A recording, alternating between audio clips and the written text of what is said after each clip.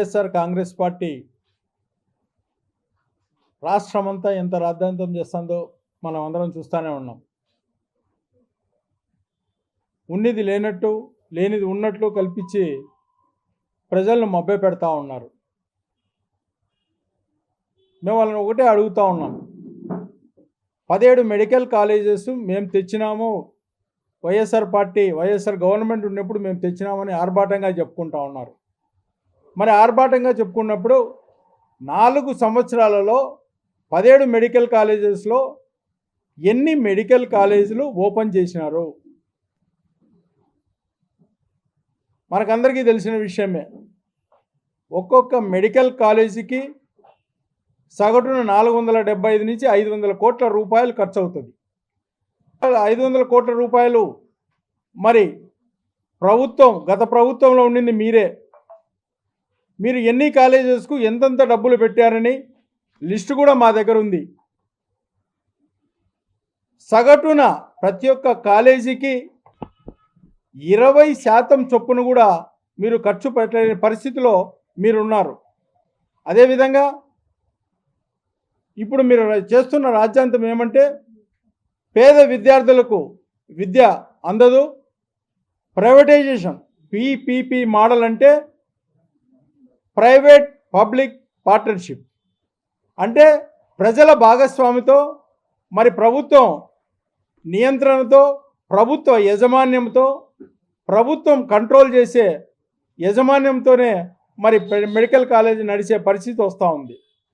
ఇప్పటి వరకు మీరు నిన్న ర్యాలీలు చేశారు, అనవసరమైన ర్యాలీలు చేసి ప్రజలను మభ్యపెడతా ఉన్నారు. రండి, చర్చకు రండి. మీ జగన్మోహన్ రెడ్డి గారిని కూర్చోబెడతారా? మీరు ఎవరిని కూర్చోబెట్టినా కూడా మా ఎన్డీఏ కూటమి తర్వాత మా రాష్ట్ర మంత్రి సత్యకుమార్ గారు వస్తారు, కూర్చుంటారు. ఆ డిబేట్లోనే అర్థమవుతుంది, ప్రజలు కూడా చూస్తారు ఏ విధంగా మీరు 5 సంవత్సరాల్లో మెడికల్ కాలేజీలు, 4 సంవత్సరాలు 5 సంవత్సరాలు మెడికల్ కాలేజీలు ఎన్ని తెచ్చారు, ఎన్ని సీట్లు తెచ్చారో, ఎంతవరకు మీరు చేశారనేది. మెడికల్ కాలేజు ప్రతి ఒక్క మెడికల్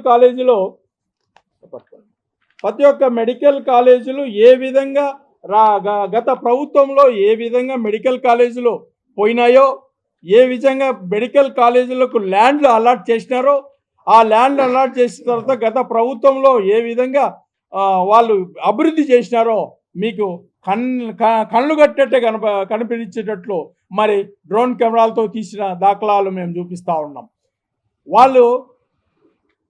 వాళ్ళు ఇచ్చి కాంట్రాక్టర్లకు మరి కాంట్రాక్ట్లు ఇచ్చి, ఆ కాంట్రాక్టర్లకు కూడా చాలా వరకు వాళ్ళ ప్రభుత్వం దిగిపోయేతలకి చాలా వరకు కట్టిన దాంట్లకు డబ్బులు ఇవ్వలే. ఆ కట్టిన దాంట్లకు డబ్బులు ఇవ్వకపోగా మేము ఆ డబ్బులు కూడా ఈ 25-26 సంవత్సరంలో ఆ డబ్బులు కూడా మేమే చెల్లించినాం. కాబట్టి ఇటువంటి పరిస్థితి మీరు తెచ్చి ఇప్పుడు మా మీద పడ్డము ఎంతవరకు దుర్మార్గం అని మేము అడుగుతా ఉన్నాం.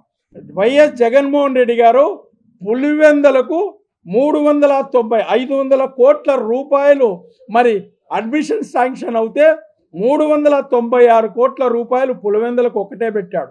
మరి అదేవిధంగా మరి ఆదోని కానీ, మరి అమలాపురం కానీ, పాలకొల్లు కానీ, బాపట్ల కానీ, పెనుగొండ కానీ, ఇటువంటి అన్నీ ఇక్కడ ఉన్న కాలేజెస్ అన్నీ ఏ విధమైన 10 కాలేజీల్లో కూడా దగ్గర 18 కోట్లు, 15 కోట్లు, 20 కోట్ల రూపాయలే ఖర్చు పెట్టి మేము కాలేజీలు తెచ్చినామని ఆర్భాటంగా చెప్తున్న వాళ్ళు 18 కోట్ల 20 కోట్లకు మెడికల్ కాలేజీలు రన్ అవుతాయని ప్రజలను మేము ప్రశ్నిస్తూ ఉన్నాం.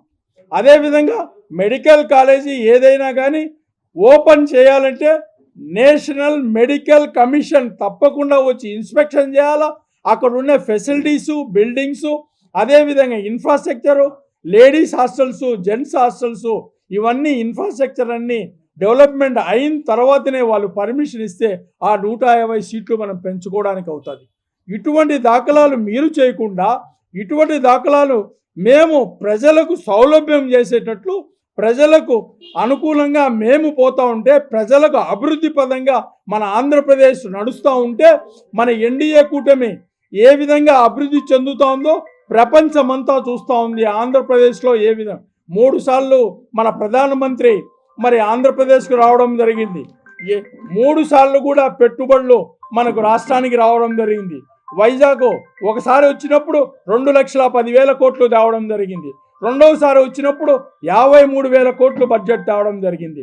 అదేవిధంగా మన కర్నూలుకు వచ్చినప్పుడు 13,500 కోట్ల రూపాయలు మరి అభివృద్ధి కార్యక్రమాలకు శ్రీకారం చుట్టడం జరిగింది.